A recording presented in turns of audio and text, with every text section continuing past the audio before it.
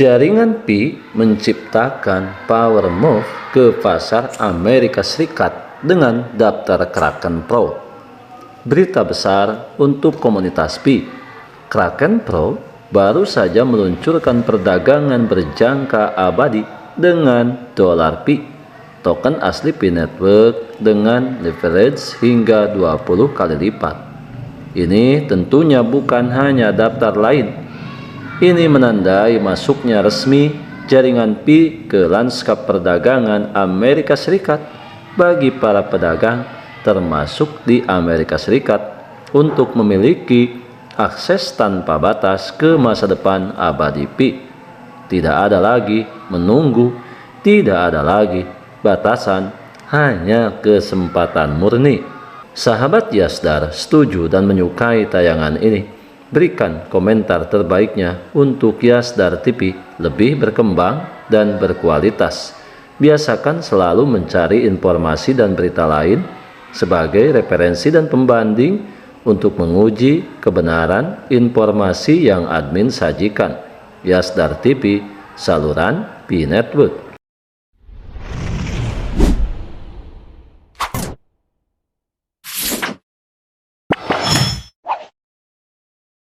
Assalamualaikum warahmatullahi wabarakatuh. Kembali jumpa bersama Yasdar TV. Sahabat Yasdar, rekan pionir, dimanapun Anda berada, semoga dalam keadaan sehat dan afiat. Amin ya robbal alamin. Pada kesempatan kali ini, admin bermaksud menyajikan sebuah tayangan eksklusif di mana hal ini yang sering ditanyakan oleh banyak komentator sahabat Yasdar, terutama bagi para pendatang baru yang mempertanyakan tentang nilai Pi yang sesungguhnya. Dengan ini sedikitnya ada 3 pertanyaan yang dapat admin simpulkan.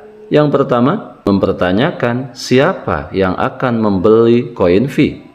Kemudian yang kedua, kenapa koin Pi mesti ditetapkan oleh Pi Core Team. Kemudian pertanyaan yang ketiga, kenapa koin Pi mesti berharga mahal? Sahabat Yasdar, sebelum admin lanjutkan, jangan lupa like, komen, subscribe, dan share tayangan ini. Jika dirasa ada manfaatnya bagi sahabat yang baru bergabung, jangan lupa bunyikan loncengnya untuk mendapatkan notifikasi info terbaru terkait perkembangan proyek Pi Network menuju jaringan terbuka sepenuhnya.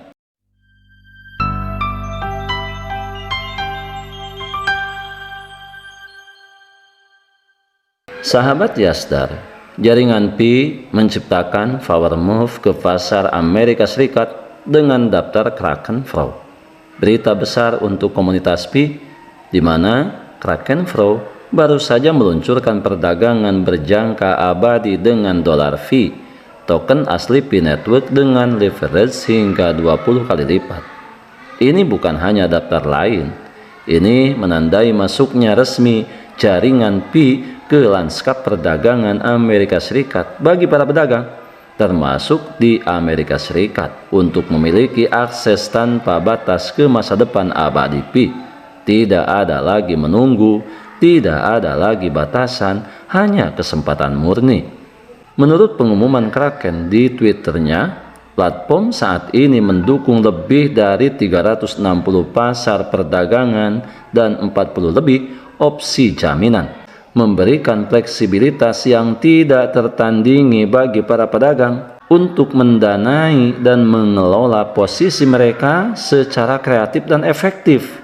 Akan tetapi, motivasinya tidak berhenti di situ. Gate.io merintis jejak pada Februari 2025 dengan menjadi pertukaran besar pertama yang menawarkan kedua kontrak abadi kepada Pi Network.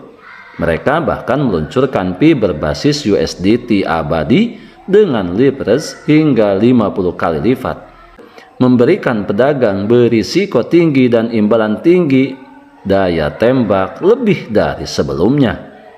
Maka sekarang dengan Kraken dan Gate.io dalam campuran menjadi jelas, pertukaran besar mulai menganggap serius jaringan Pi. Ini bisa menjadi tanda-tanda bahwa adopsi yang lebih umum dan bahkan mungkin daftar Pi lengkap sudah dekat. Pi Network bukan lagi hanya eksperimen penambangan seluler. Ini menjadi pemain serius di pasar cryptocurrency dan dunia yang mulai menyadarinya.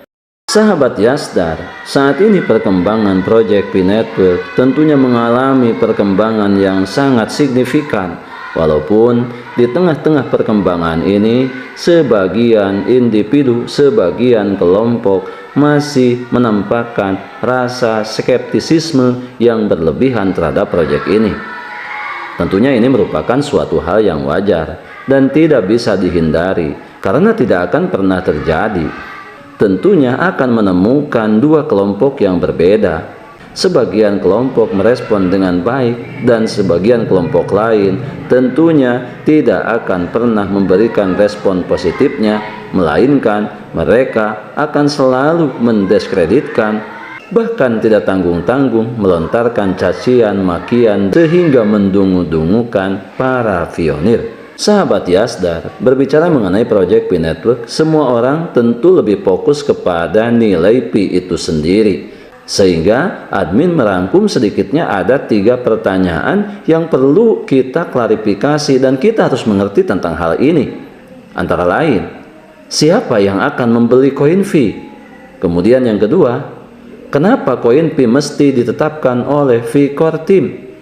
Dan yang ketiga, kenapa koin Pi mesti berharga mahal? Sebelum admin lanjutkan, bagi sahabat yang memerlukan baju kebesaran Pi Network, silahkan untuk melakukan pemesanan dan sekaligus check out pada sejumlah link yang telah admin sematkan di kolom deskripsi.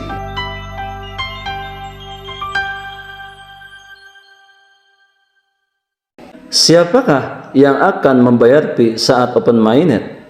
Untuk memudahkan pemahaman, saya akan coba jelaskan dari apa yang ada di negara kita yang berdasar pada ilmu ekonomi. Sebagai contoh, pemerintahan kita menentukan harga dasar gabah melalui bulog.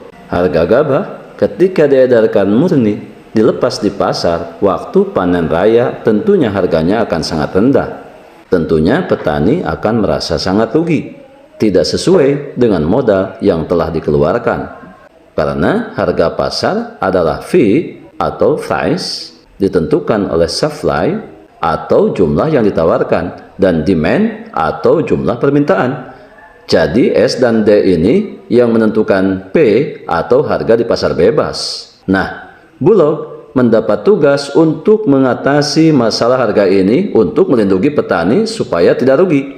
Tetap ada semangat untuk bertani dan masyarakat masih mampu membeli beras dan tengkulak pun masih mendapat untung. Karena itu diterapkan harga dasar gabah sama pemerintah melalui bulog. Setelah ada ketentuan harga, terus siapakah yang akan membeli gabah? Bulog di sini selain mendapatkan tugas untuk menentukan harga, juga bertindak sebagai utilitas yang disiapkan oleh pemerintah untuk membeli gabah dari petani sesuai dengan harga yang ditetapkan. Kemudian orang lain selain bulog, seperti tengkulak atau perseorangan, bisa tidak untuk membeli gabah? Tentu saja bisa, asal sesuai dengan harga yang ditetapkan oleh pemerintah melalui bulog itu. Kalau tidak mau, tentunya bulog yang akan membeli. Tentu tengkulak kalaupun tidak mengikuti aturan akan merugi sendiri, karena akan kehilangan usahanya menyediakan beras misalnya, padahal pelanggannya sudah banyak. Jadi dalam hal ini, pembeli gabah dengan harga dasar yang sudah ditetapkan oleh pemerintah tersebut tentu bulog yang utama sebagai utilitas yang disiapkan oleh pemerintah. Pengusaha penjual beras juga perorangan yang membeli gabah dengan harga yang sudah ditetapkan tersebut, sehingga harga dasar tercapai, petani masih untung dan masih bersemangat untuk bertani. Pengusaha yang berbisnis beras masih beruntung dan masih terjangkau pula harganya untuk bisa dibeli berasnya oleh masyarakat atau konsumen secara umum. Bagaimana dengan koin Pi yang akan ditentukan harganya oleh Pi Core Team saat jaringan terbuka seutuhnya? Bisakah akan berharga mahal? Dan siapakah yang akan membelinya? Saya kira dari gambaran di atas sudah bisa sedikit dipahami siapa pembeli koin Pi dan bisakah ditetapkan dengan harga mahal. Core Team atau pihak penetwork akan menentukan harga awal untuk koin V yang bertindak seperti pemerintah. Tetapi core team telah menyediakan utilitas di awal, bukan hanya satu, seperti hanya blog itu. Core team menyediakan banyak utilitas di ekosistemnya yang bisa bersifat sebagai pembeli koin V dengan cara barter, barang atau jasa, juga dengan cara tukar dengan uang fiat atau kripto yang lain. Selain itu juga, core team tentu juga punya sponsor dan pendukung keuangan untuk modal bila harus membeli koin V. Sebagai gambaran, exchanger yang sudah siap membeli koin V dan berada di ekologi V sudah banyak. Juga utilitas lain seperti Pitugo dan lain-lain, mereka di OpenMainet sudah siap serempak terima transaksi dengan koin V sesuai dengan harga yang ditetapkan oleh core team saat OpenMainet. Kalau ada yang jual lagi koin V-nya, tentu core team sudah siap dengan mengucurkan modalnya. Akan tetapi, dengan bertambahnya waktu, maka utilitas V juga akan semakin berkembang dan semakin banyak. Bank Dunia juga sudah berencana menjadikan koin V sebagai uang digital dunia. Maka mau tidak mau, sejumlah bank di berbagai negara pun harus siap untuk terima uang V dan membeli koin V. Ini juga karena adanya fungsi koin V sebagai koin transaksi yang simpel, cepat, dan faktor keamanannya dan sifat transparansinya membuat sangat diperlukan untuk transaksi yang besar. Sahabat Yasdar, ingatkah beberapa koin seperti Bitcoin, Ethereum yang bisa digunakan untuk transaksi tetapi bukan untuk jangka panjang? Jadi, sebagai koin digital memiliki keunggulan tersebut sangat diperlukan di dunia perdagangan di semua lini, dari mulai kelas murah sampai kelas super mahal, dari barang kebutuhan sehari-hari sampai barang tambang, manufaktur, travel, aneka jasa, dan lain-lain. Dengan adanya ekologi yang berfungsi sebagai utilitas, maka core team sudah mempersiapkan dan akan lebih memudahkan bagi pengguna V untuk mempergunakannya. Lebih lanjut, ia menjelaskan, dengan fungsinya yang nanti sebagai koin digital global yang diperlukan untuk berbagai transaksi dan dengan keterbatasan jumlah koin V dan kelangkaannya, maka mau tidak mau dituntut harga V untuk mahal. Selain itu, bila koin V berharga murah, begitu OpenMainet, para pemodal besar akan memborong koin V dan akan dijual kembali ke V. Maka V akan gulung tingkar sebentar saja begitu habis OpenMainet. Akan tetapi jika berharga mahal, maka orang-orang yang sangat kaya yang akan mampu beli, juga mereka yang akan mampu menggunakan koin V untuk barter dan digunakan untuk transaksi yang berlangsung lama. Jadi, koin V berharga mahal ini sangat diperlukan dan malah menjadi tuntutan karena fungsinya sebagai koin digital global dunia. Dan untuk keberlangsungan perusahaan V untuk bisa tetap eksis dan jaya, tentunya untuk kesejahteraan masyarakat dunia, khususnya pionir di seluruh penjuru dunia. Jadi, siapakah yang akan membayar V? Sudah terjawab. Benarkah koin V akan berharga mahal? Sudah terjawab juga. Semoga semuanya bisa berjalan lancar, sukses, dan membawa berkah untuk para pionir di seluruh penjuru dunia. Sahabat Yasdar, itulah kira-kira yang bisa kita analisis. Kita boleh melakukan analisis, boleh melakukan prediksi apapun terhadap proyek ini, karena ini adalah proyek kita dan bagaimana nasib proyek kita ini ke depan untuk keberlangsungan kehidupan semua pionir yang ada di seluruh penjuru dunia. Kita senantiasa selalu ingat pesan Dr. Van bahwa 10 pi saja bisa dipastikan untuk memenuhi kebutuhan sehari-hari para pionir. Kita adalah pionir dan pionir adalah kita. Tetap saling mengedukasi, berbagi pengalaman dan wawasan untuk memantapkan pengetahuan kita terhadap proyek Pi Network ini. Kita tetap berada di jalur, biarkan semua kebisingan senantiasa selalu meramaikan akun sosial media yang kita punya. Tentunya kita tetap semangat, tetap optimis, tetap bersyukur, pertahankan seluruh aset digital yang sudah kita menambangnya bertahun-tahun lamanya. Jangan mudah terprovokasi, jangan mudah tergembosi oleh pihak-pihak yang tidak bertanggung jawab. Tetap klik petir setiap hari, tetap mengambil semua peluang dan potensi baik untuk masa depan yang lebih baik. Salam petir, jeder, jeder, jeder. Wassalamualaikum warahmatullahi wabarakatuh.